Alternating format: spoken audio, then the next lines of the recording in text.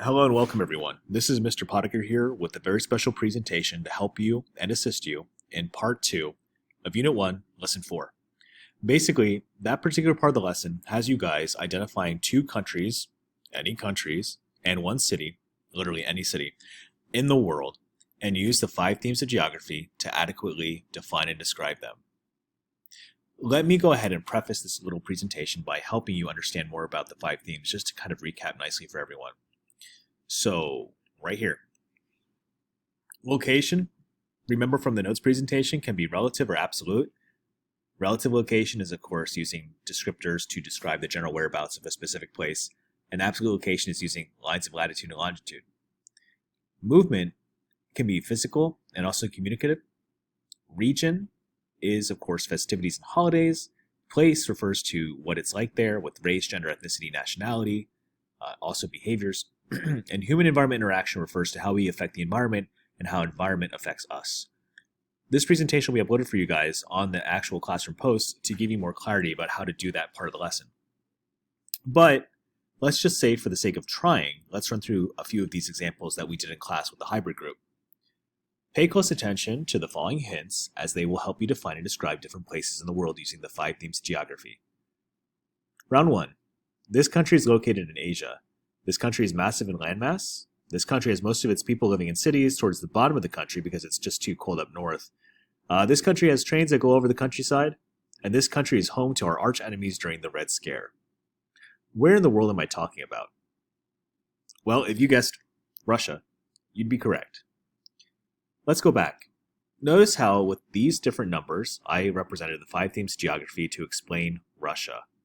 I looked at location, place, region, movement, and human environment interaction in a way that helped me convey to you helpful descriptors to define objectively where in the world I'm talking about. Let's go through some other examples. Round 2. This country is located in South America. The people of this country are very hot due to being relatively close to the equator.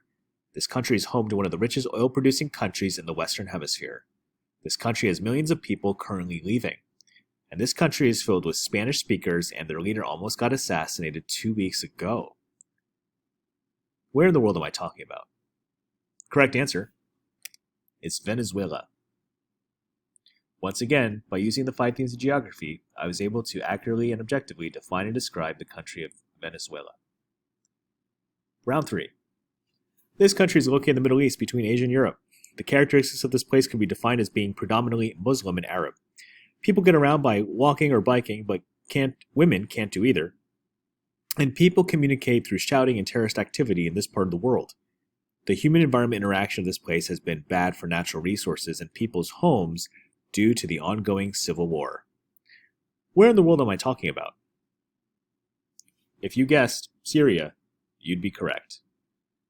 Once again, even though many of you might have not known this one, because this one was a tougher one, using helpful and descriptive indicators can define and describe anywhere in the world. Round 4.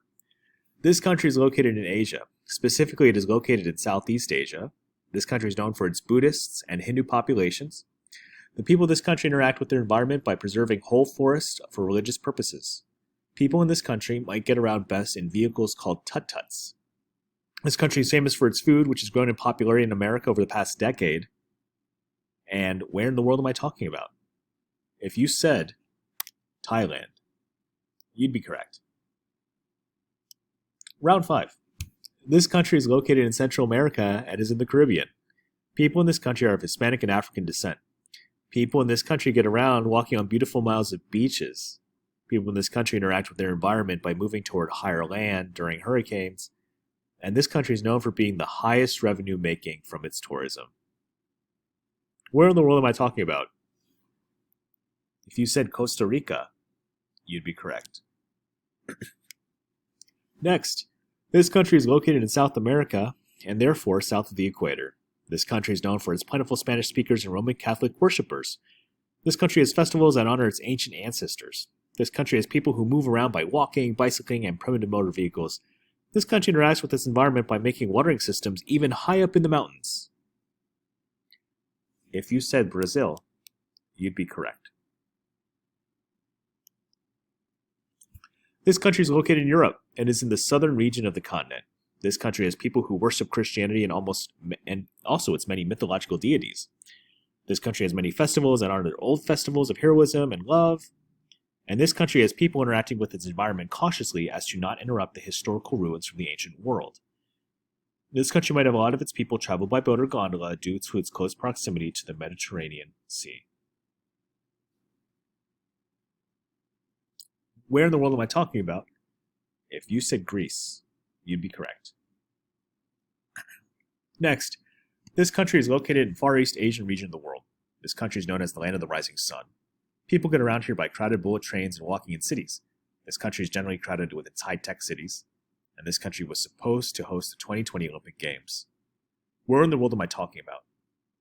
If you said Japan, you'd be correct.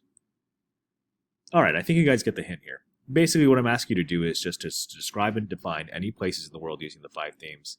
I do think that you'll be okay, as long as you do your best to be descriptive, be thorough, and analytical.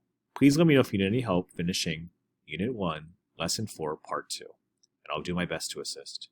Good luck, and remember, we'll be using these 5 themes pretty much for every lesson in the future. Thank you.